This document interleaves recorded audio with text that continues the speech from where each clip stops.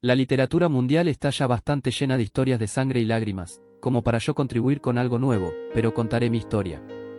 Yo era un niño bastante solitario. Era callado, juicioso, inteligente, pero gobernado por el miedo. Estudiaba en un colegio de hombres y veía a otros niños espontáneos que jugaban, hacían travesuras, que no tenían problemas para relacionarse, y me daba envidia, pues yo pasaba los recreos solo o con otros dos niños que, como yo, se destacaban por ser callados e invisibles.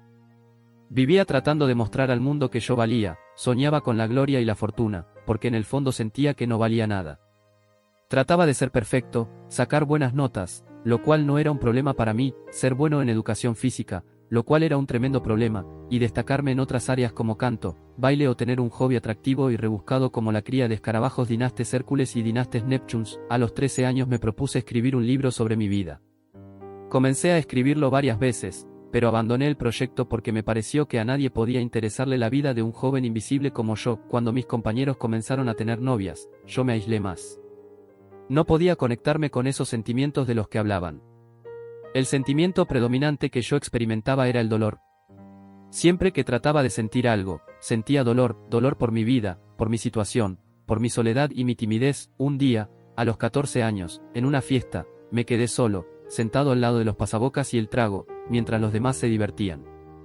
Decidí probar un trago de aguardiente. La mayoría de mis amigos ya tomaban alcohol, pero yo nunca lo había probado. Me supo horrible. Me entró como un gato en reversa, arañando todo mi esófago. Fue una de las sensaciones más horribles que he tenido en mi vida, seguida de una de las más hermosas. A los 2 minutos, la música no me parecía tan estridente, los chicos y las chicas no me parecían tan antipáticos. Comencé a hablar con naturalidad y espontaneidad, inclusive era chistoso. Esa noche bailé, hablé, interactué, me integré. Me dijeron que yo tenía unos apuntes agudos y graciosísimos. En fin, encontré lo que había estado buscando durante toda la vida. Fue un amor a primera vista. Por primera vez no me sentí solo. Por primera vez no era el muchacho inadecuado.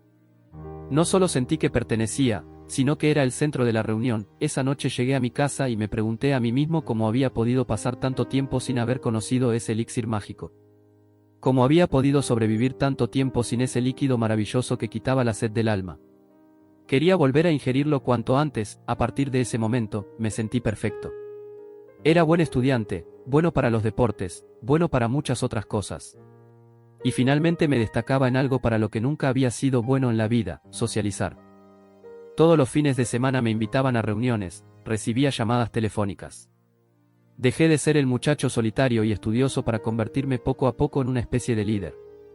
Mis sueños más secretos se estaban convirtiendo en realidad. En ese momento, jamás se me ocurrió pensar que el remedio a todos los problemas de mi vida sería, unos años más tarde, la causa de todos mis problemas y el origen de mi perdición. ¿Cómo ocurrió eso? Mis padres, ambos hijos de alcohólicos, no veían con buenos ojos el amor que yo manifestaba abiertamente hacia el alcohol.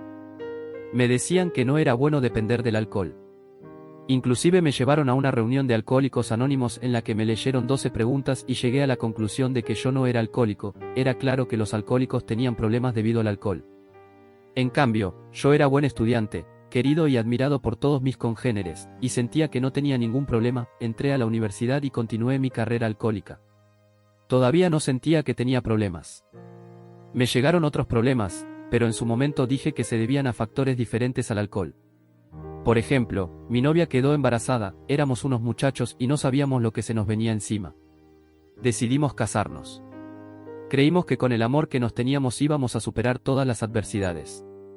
Ahora creo que habríamos podido hacerlo si no hubiera sido porque mi alcoholismo se metió en el camino. Yo no estaba preparado emocionalmente para vivir con alguien y compartir. No podía dar de mí. Quería profundamente a mi esposa, pero no estaba dispuesto a dejar de salir con mis amigos los fines de semana. No quería dejar de fumar, no quería dejar de poner música a todo volumen. Mi esposa embarazada comenzó a reclamarme. Yo sentía que se había vuelto intolerante e irascible. Con el tiempo me he dado cuenta de que ella sí estaba madurando y preparándose para el cambio de vida que implicaba tener a un bebé en la casa. Pero yo era otro bebé y no entendía. Alcanzó a nacer mi hijo y sentí el amor infinito que uno puede sentir hacia la sangre de su sangre, y pocos meses después se acabó el matrimonio. Sentí la tristeza infinita, la soledad devastadora y finalmente tenía excusa para beber todo lo que quisiera, sin que nadie me molestara la vida. Me quería morir. No tenía ninguna razón para seguir viviendo. Sentía un dolor que no me permitía ni respirar. Me dolía el alma desde que me levantaba hasta que me acostaba. Quería estar dormido o anestesiado todo el tiempo. Comencé a beber solo. Bebía para comenzar el día, para ir a clases, para ir al trabajo y para dormir. Comencé con una taza de leche con un poco de brandy cuando me levantaba, que poco a poco fue transformándose en una mezcla que contenía cada vez más brandy y menos leche, hasta que terminé tomándome un vaso completo de brandy para comenzar el día. En ese momento ya había perdido el control, pero todavía me faltaba perder mucho más para tocar fondo. Terminé mi carrera con una gran dificultad. Nunca se me dificultó aprender. Lo que me costaba trabajo era levantarme de la cama para cumplir con mis obligaciones tanto en la universidad como en el trabajo. Me castigué a mí mismo no asistiendo a la ceremonia de graduación. Reclamé el diploma por ventanilla y seguí trabajando y muriéndome por dentro. Mientras tanto, mi hijo fue creciendo sin un padre que, con la excusa de que el dolor no lo dejaba ni moverse, no se preocupó por crear vínculos con él. Un tiempo después perdí mi trabajo. A pesar de todo, yo era muy bueno en mi trabajo. Me sentía subremunerado y explotado, por lo que pensé que esa podía ser una oportunidad para conseguir algo mejor. En ese momento pensaba que había perdido mi trabajo por una reestructuración y no por mi alcoholismo.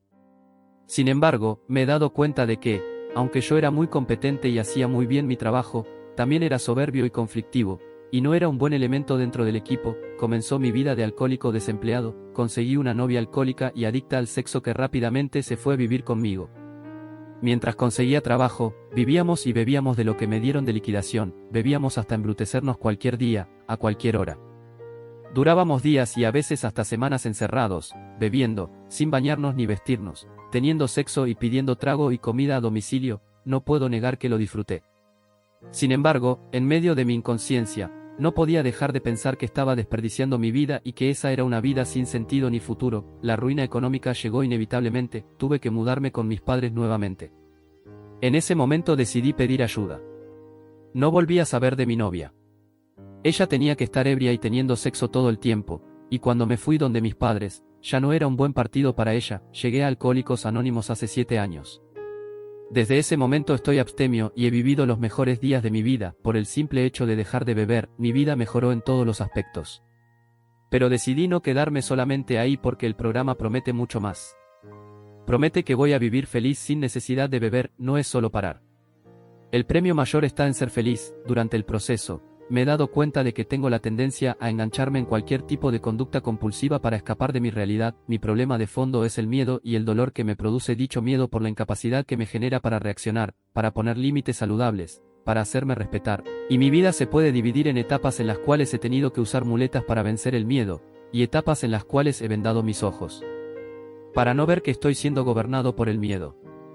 Para vencer el miedo, he usado alcohol, cafeína, bebidas energizantes, medicamentos psiquiátricos, soberbia, falsos sentimientos de superioridad y cualquier tipo de estimulantes.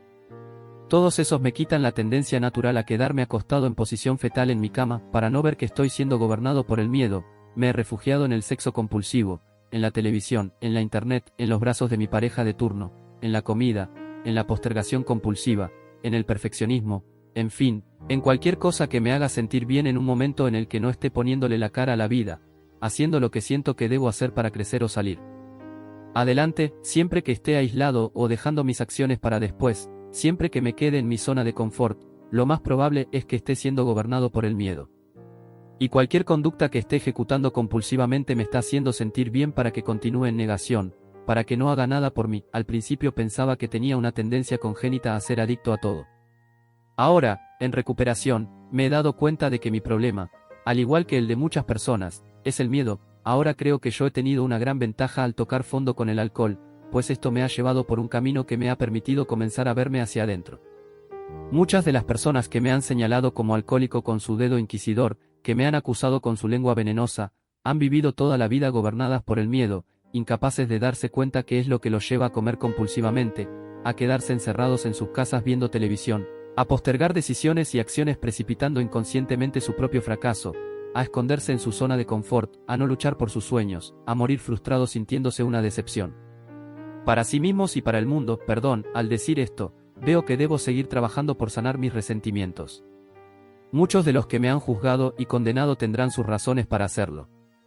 Yo he cometido errores y no soy una pera en dulce, pero debo concentrarme en mí, en reparar las faltas que he cometido y en no cometer más las mismas faltas, en la parte que puedo arreglar. Especialmente porque si a alguien le he hecho daño con mis faltas y dejándome gobernar por el miedo, es a mí mismo, con el resentimiento hacia los demás, no estoy haciendo ninguna reparación, ni a ellos, ni a mí mismo. El resentimiento no me permite ver mis propias faltas. Me pone a mirar hacia afuera distrayéndome de donde debo poner toda mi atención, de la raíz de mi enfermedad, mi propio miedo.